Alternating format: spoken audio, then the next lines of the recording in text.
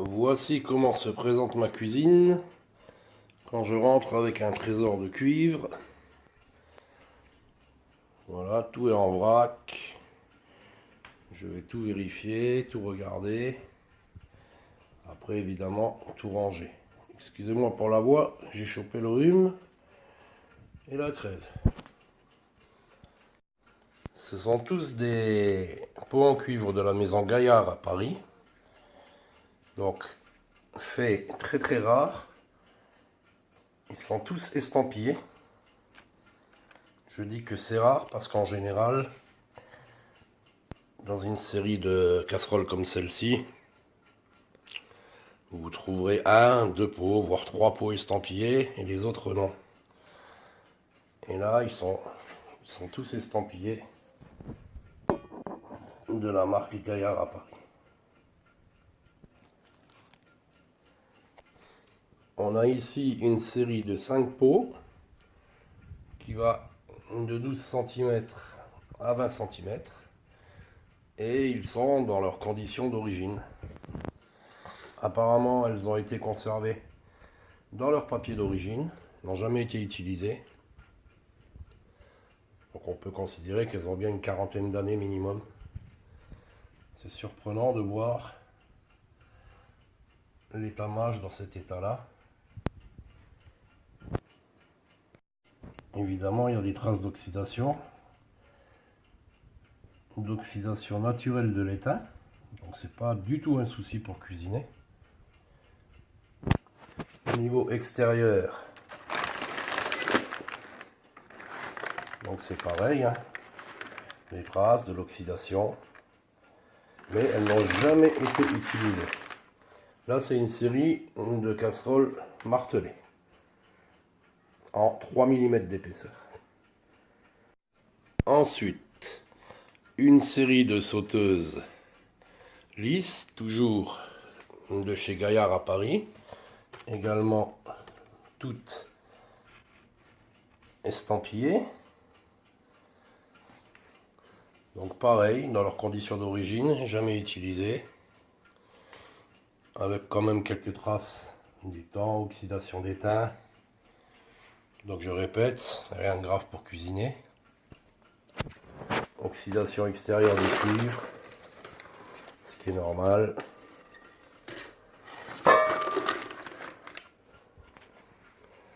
Donc ce sont 6 sauteuses également de 3 mm qui vont du diamètre 16 au diamètre 26.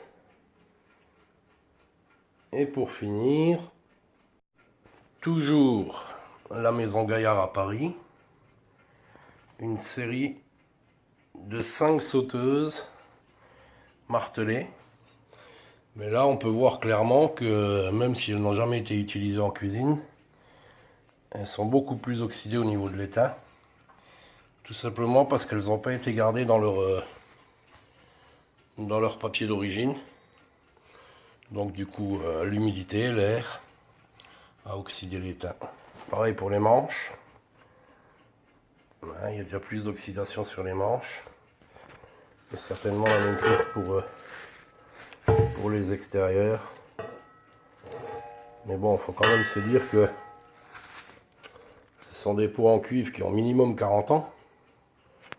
Imaginez le temps qu'elles ont dormi dans une cave, dans un grenier, dans un placard. C'est vraiment une trouvaille exceptionnelle. Il y a 16 pièces. Et c'est un véritable bonheur pour un cuisinier d'avoir ça dans une cuisine. Voilà, je vous ai présenté en bref ma petite trouvaille. Et je vous dis à bientôt. Je vais ranger ma cuisine maintenant. Alors l'autre jour, en discutant avec un ami aux États-Unis, il me demandait si on pouvait reconnaître un pot en cuivre par rapport à son martelage. Donc je lui disais que non. Et en réalité, donc voilà, là ce sont 5 pots, donc des sauteuses de la maison Gaillard qui ont été achetées en même temps par la même personne, hein, donc à la même époque. Donc la personne a acheté cette série comme une série de pots qui se suivent en dimension. Donc je sais pas si on peut le voir facilement à la caméra, mais moi à l'œil c'est très clair. On a en bas un type de martelage, juste au-dessus c'est le même. Pour le troisième, le martelage est un peu plus fin. Je veux dire que les coups sont plus petits. Pour le quatrième, ils sont encore plus petits. Et pour le cinquième, bon, c'est le même que celui-là, ce qui fait 3 types de martelage différents. Ici, on remarquera qu'on a les rivets de ces 4-là qui ont été étamés. Et de la plus petite, donc les rivets sont restés cuivre, ils ne les ont pas étamés. On ne sait pas pourquoi. Donc ce sont bien des pots qui datent de la même période d'achat. Ça ne veut pas dire qu'ils ont été faits à la même période, mais ils ont été achetés à la même période tous ensemble. Et on voit 3 types de martelage différents. Donc c'est vraiment pas une chose qui va nous aider à reconnaître un type de fabrication de telle ou telle provenance. Le martelage, bon ben voilà.